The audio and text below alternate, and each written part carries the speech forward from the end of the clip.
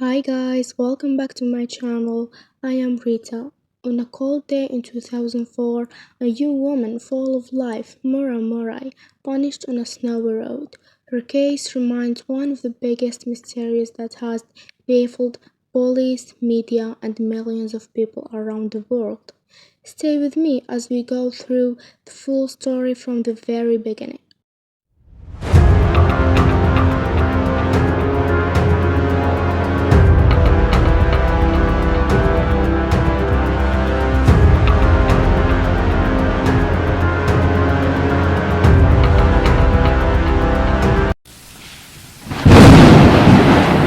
Maura was born on May 4, 1982, in Brockton, Massachusetts. She is the fourth of five children to her parents, Laurie, a housewife and Fred, who worked in medical services.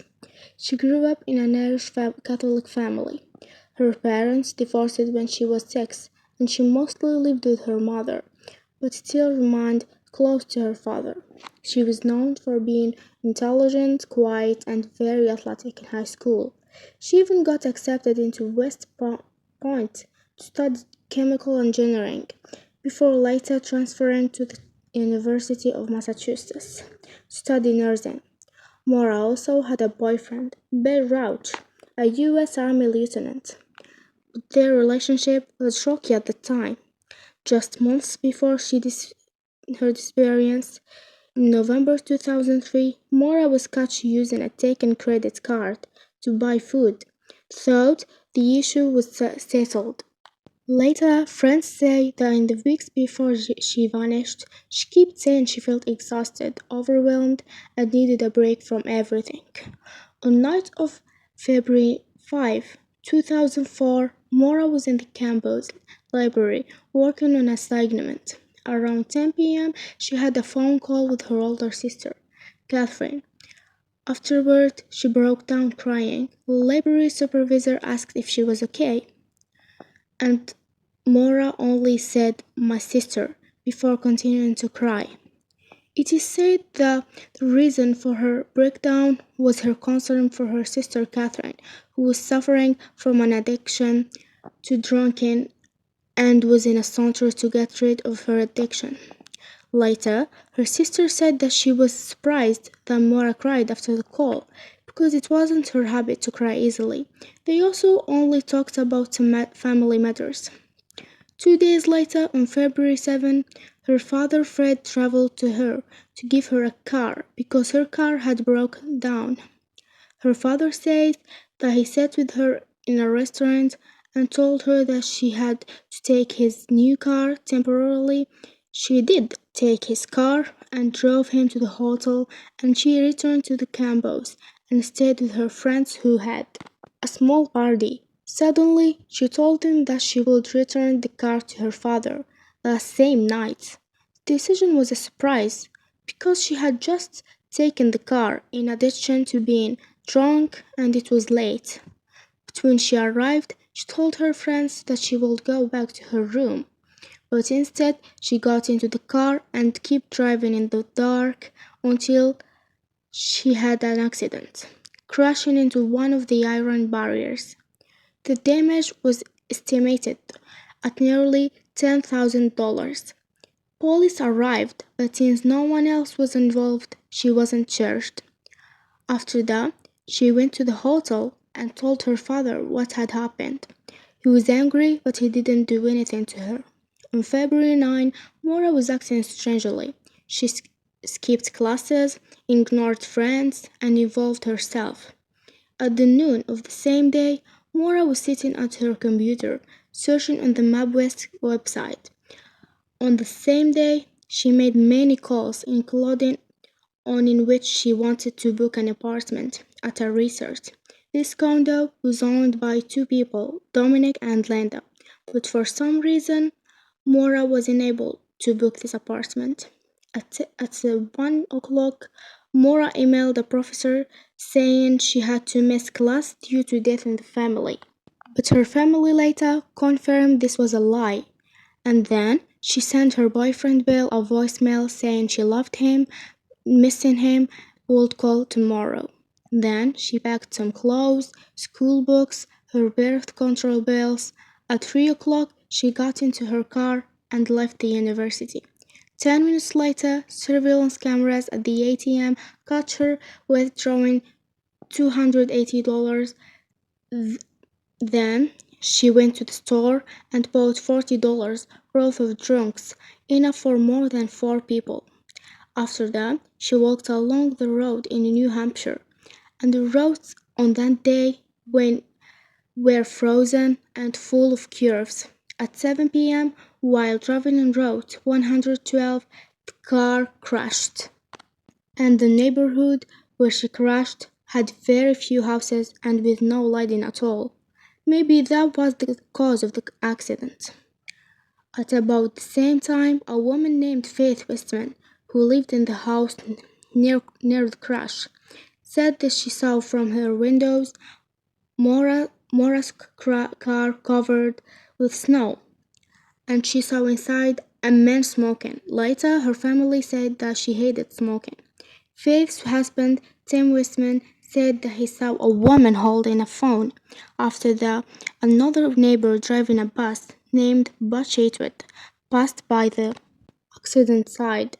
He said he didn't see any injuries on Maura, but she was shivering from the cold.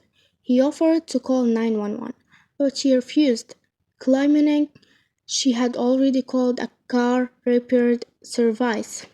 But later it turned out she was lying. Maybe because she was afraid of being jailed because drink driving, or maybe because she was afraid of Butch since she was alone. But after he returned to his house, he called the police and told them about Maura. However, when they arrived at the crash site, Maura had disappeared. Officer Smith said they found the car was locked and Maura was nowhere to found, not even her footprints in the snow. They found red spots inside the car, but they wasn't blood. They were a red wine. Also, they found many things, books, drinks, and gloves. But her important things, such as her phone and her driver's license, were missing. Later, Officer Smith asked Butch if Maura was with him, but he said the last time he saw her was before he called them. After that, the police started search operations and used trained dogs to track her scent through her gloves. The dogs lead them toward road intersection, so the police assumed that either she willingly got into someone's car or she was kidnapped. Such action, they will go out and search that area again, but at this point they feel they have done all they can. And here we'll Days after the accident, CNN interviewed her father, Fred, and her boyfriend, Bill, who said that he had opened her voicemails later because his phone was off due to his army work. When he finally checked them, all he heard was Maura crying. When police searched her apartment, they found all her things packed into boxes, as if she had been planning to move somewhere else.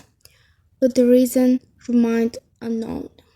Also, a month after Maura's disappearance, on March 19, another girl named Brianna Maitland disappeared very close to where Maura vanished. She too had been acting strangely, just like Maura. That's why people linked this disappearance together. Many people believed there was a serial kidnapper, but the police had another opinion. They said the possibility of the two cases being related was very slim, because the girls didn't even know each other. There was also a man named Rick who gave testimony, saying that he had been working late on the night of Maura's accident, and he saw a girl matching her description running along the road, but the police didn't benefit from that information at all. Now, we go to the suspects. There had been a serial criminal active in the same area where the two girls disappeared, but after investigation, police found he had nothing to do with it.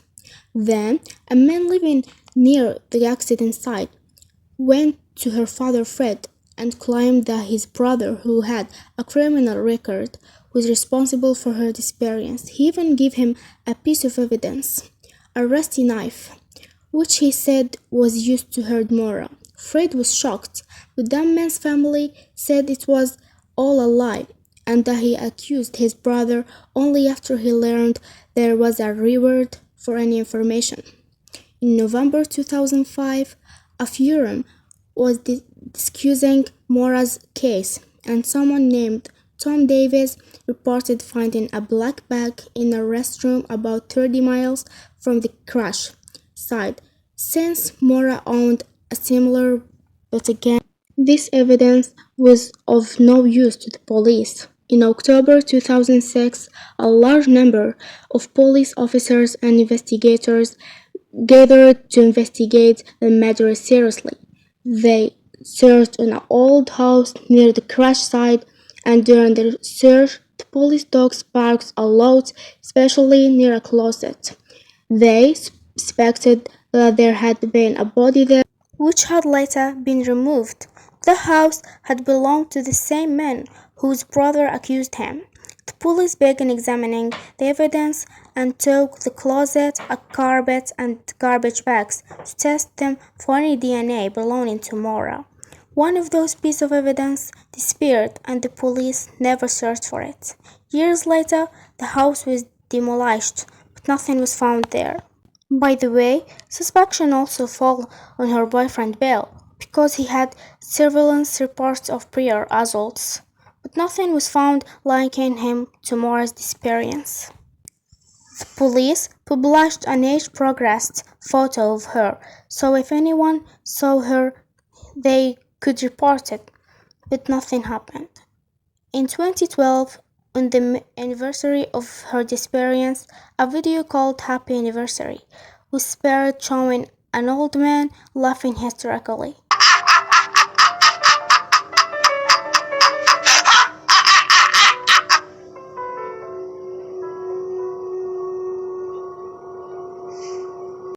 People thought it was related to her disappearance, but later it turned out to be just a way to attract attention, and the man had nothing to do with the case.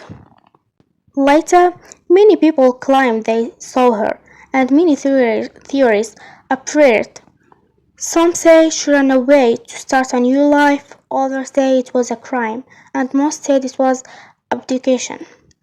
Even her family said she was kidnapped, because they believed she would never leave without telling them. But the weird thing is why she was behaving strangely, and then suddenly disappeared. In 2024, her sister Julie launched a radio program to share her story as a human, not just a case. Until now, her family and loved ones still gather every year on her anniversary, remembering her and hoping to find her one day. And that's all for today.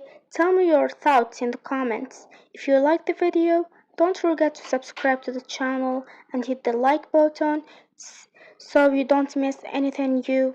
This was Rita. See you soon.